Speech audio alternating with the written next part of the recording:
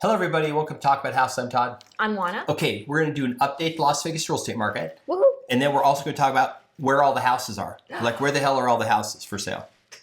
Because the problem right now is not getting any better, meaning we are not getting the normal number of houses. We have a bunch of slides, charts, and then some foreclosure forward-looking stuff to show you. When the foreclosures have charts. We like charts. They have charts. Okay, right. We'll jump right into our thing here. Market Action Index, 45. It's been 45 now for, what, 3-4 months?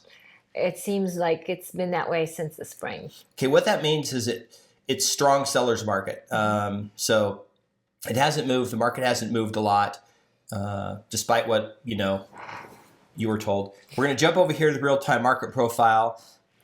Median list price 565. Remember, it was 470 something last. I've got another chart that shows this last year, and it's up over 100,000. It's up almost $100,000 median list price.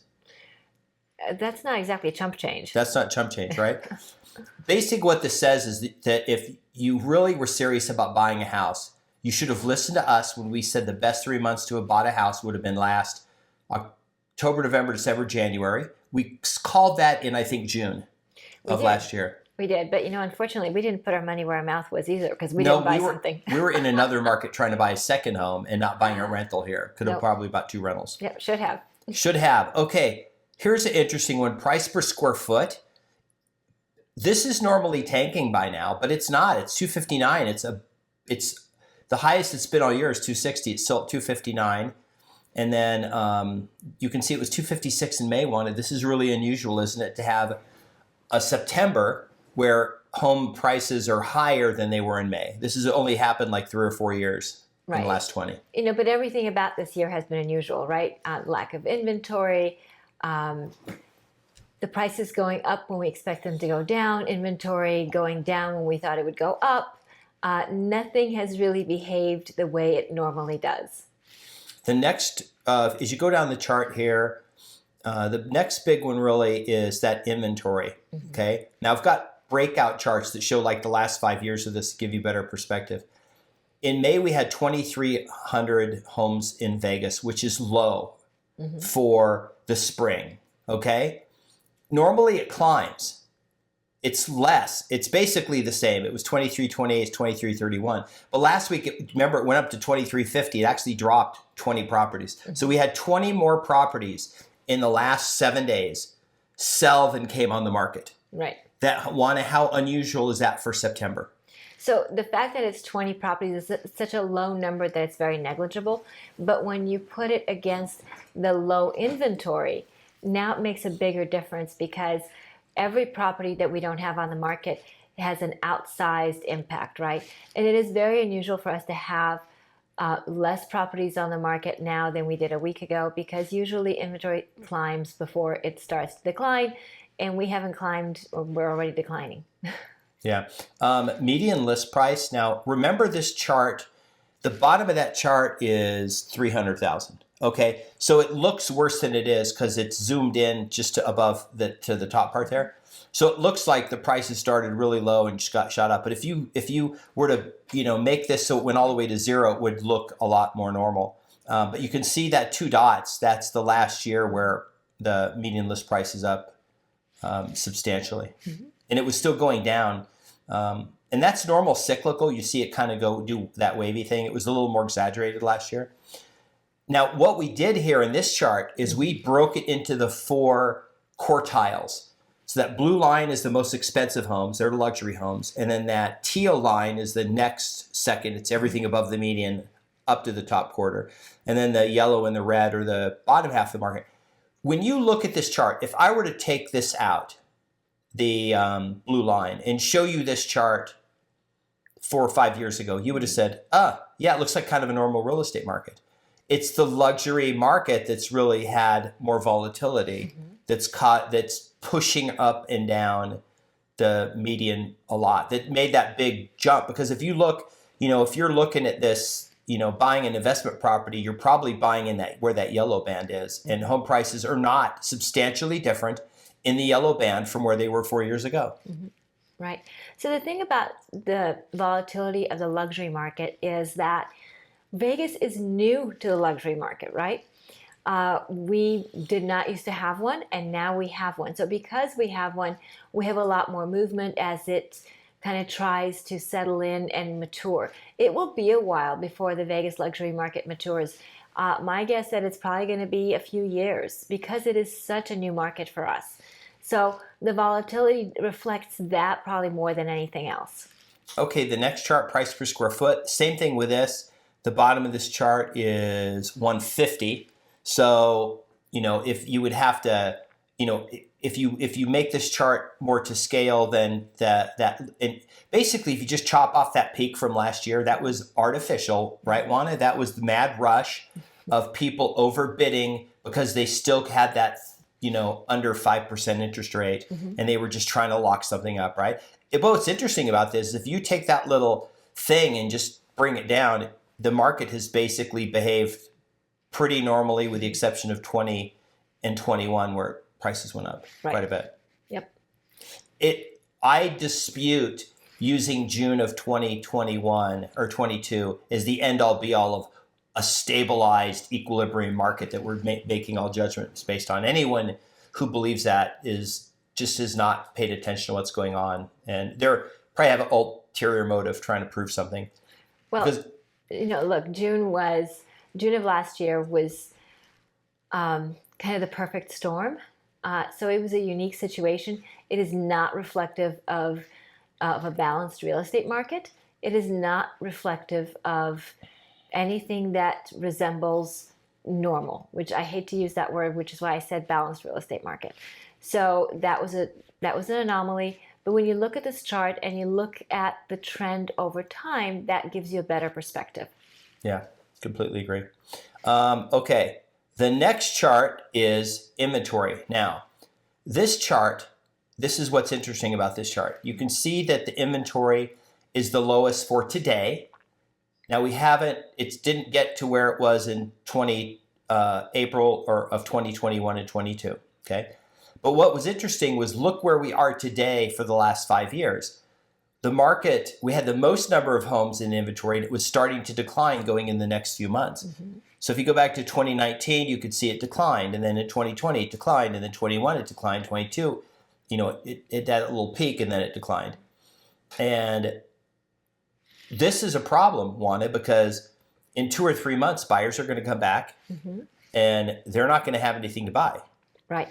And I don't know about buyers coming back in 2 or 3 months versus buyers not being here now. I think buyers have been here, and I don't think that they're really going anywhere. I think we'll just acquire more buyers. I think buyers are looking for the right product for the right fit, and they're having a difficult time finding it because of the lack of inventory. This inventory number is probably not going to go up, especially if interest rates drop. I think what's happening, in the perfect example that we just saw is the number of homes on the market dropped week over week because I think anything that was a deal that came on the market got bought instantly. I think if that 320,000, 2,000 square foot house or what, or whatever, that would be a perfect rental property, get $2,000 a month popped up, I think it immediately got bought for cash. Right.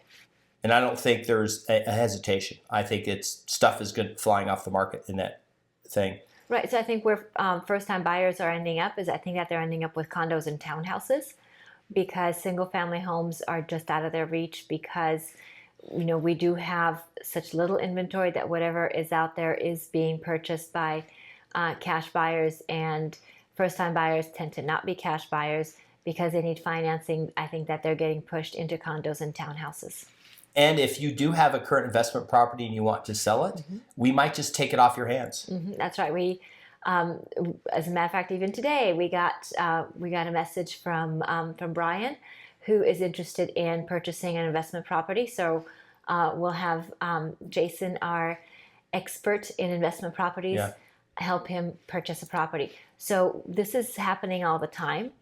And so if you have an investment property that you would like taken off your hands, or if you own a property that you currently live in and you would like to sell it, please let us know because we do have people who would like to purchase it. Yeah, we might make you a deal. That's right. Okay, now, so you're probably saying, okay, well, maybe the foreclosures are coming. So here's the latest foreclosure update. This data lags a little bit, so apologize for that. But what's most important about this is if you look at this chart, okay, that thing on the top, that red bar is Las Vegas. And then in the other things below it, we have the rest of the Clark County all in it. And when we do our market updates, we only talk about Vegas because we just pick that one stable thing. So we're not dealing with Mesquite and areas outside of Clark County, things like that. Yeah, so our market update is always the exact same areas so that you can see trends over time. This is really important because if we play around with that, then it becomes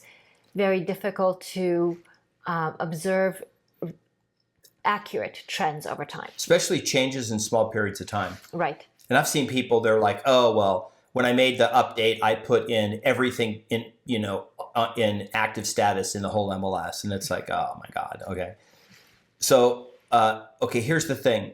Current month at the very top, notice the defaults, 48. That's just NODs. Okay. 48, that's going to get halved at the next step, which is notice the trustee sale. It's going to halve the trustee deeds. So if you look at that, it's 48, divide that by 2, that's 24, divide that by 2, and that's 12, and the number there is 11. So the math holds true as you're looking across all of these. Basically, if you half it at every step of the process, then that's where you're going to end up with the actual foreclosures. And then the other thing, too, to remember is this doesn't happen instantly. This actually takes quite a bit amount of time because just because they follow the NOD, they usually wait till they're substantially late in payments. We know from the data that we have the lowest number of late payments in Clark County that we've ever had. It's the late payment or whatever it's called. It's the lowest we've ever had. Most of these defaults, and we know what they are. They're people who have died and the heirs just either are unaware or whatever, or it's just taken too long for somebody to get, make payment on these things. They usually get caught up on. Some of these are going to trustee sale. We do have people that have just moved. They just said, forget it. They split up and left, and they just left the house. Right. And they're going to just let it go. And those, we're always going to have those. But if you're waiting for, and if you look at the bottom left, that foreclosure, this is over the last year. We had 16 in the month of June of 22. You could see some months we just had, that bottom line is 5. We had 6 or 7 for the whole month. We used to have 80 a day, at 80 a day, and now we're not even have 1 a day. So the number of foreclosures, there's not any. We don't see them now. If we see them, we'll tell you. If we go, hey guys, something's going on. There's, we're seeing hundreds of defaults filed every month. 300-400 defaults filed a month. But we're not getting 300 or 400 filed a month. In the whole county, we're getting about 200. And then we're seeing 500 a year for the entire county. But remember, the whole county has over 700,000 residential units for the whole county. So 500 is, 1/1400th. Right. Less than that's about a 1,500th. That means in a year, 1 in every 1,500 homes in all of Clark County gets foreclosed. That does not move the needle. No, not at all. And if we do see foreclosures, we will absolutely let you know. We'll even maybe go down to trustee sale and do a video there. We will totally bring you in on the whole thing because we think it's interesting. You might even get to watch us buy a foreclosure. We're very interested. So if we do see that, we will be sure to include you. Yeah. Oana, looking forward, what do you see happening going into the spring with no inventory right now? It's going to be a tough spring if you're a buyer, and it's going to be a tough spring if you're a seller. And you're thinking, what? But yeah, because remember, most sellers are also buyers on the other end, right? Most sellers are selling a property and then they're buying something else, so they will have an equally tough time on the other end. Las Vegas is not unique in this. The tight inventory is across the country, and so it will be a very interesting time for both buyers and sellers next year and through this fall too. I think it'll be really interesting. We do encourage people to put their house on the market in a timely manner so that they can get the most for the house and that they have flexibility regarding moving and that sort of thing. So don't think that just because you're a seller, your house is going to sell instantly. If you are a seller, please reach out to us and we'll be more than happy to guide you through the process and make sure that everything works out well for you. Now, what about the last thing? And then we'll wrap up the video. Okay. Somebody put a very interesting comment that I completely agree with. A lot of people who have been sitting on the sidelines for a year or more have been accumulating cash. This helps them, obviously, with the down payment, or maybe can purchase cash. But now they're in that position where they are the attractive buyer because they're going to go buy a house and put down 20%. And they're going to have a ton of instant equity, right? Because they're putting the money in. And even if the interest rate's high, they're not really concerned about it because they'll refi or whatever, but they have the equity. Right. What do you think this looks like going forward with a lot of pent-up demand with people with cash? Because remember, historically, what we were seeing was people were putting down 3 or 5%, back before the 2008 crash. And now nobody's doing that almost. Almost everybody's either putting cash or putting a ton down. Right. So I think people with cash are going to do really well. I think people with cash understand the value of money. And by that, what I mean is that they may not buy the whole property cash. They maybe will put like 50% down, finance the other 50%, even though the interest rates are high, because they understand that those are temporary, and go out and lock up a bunch of properties because that makes a lot of sense. I am a fan of using your money wisely and not letting it be eaten away by inflation. So I think a lot of people may have the same perspective that I have, and will go out there and look for properties that make sense for them and purchase them. Yeah. Okay. So if you are interested in what we're talking about, if you like the market video, if you are interested in maybe seeing us at some point at the trustee sale, maybe buying a trustee sale property, please remember to subscribe, hit the notification bell, like the video, share the video, leave us comments, tell us what's going on in your market, tell us where you're watching from, and we'll see you on the next video. Bye. Bye.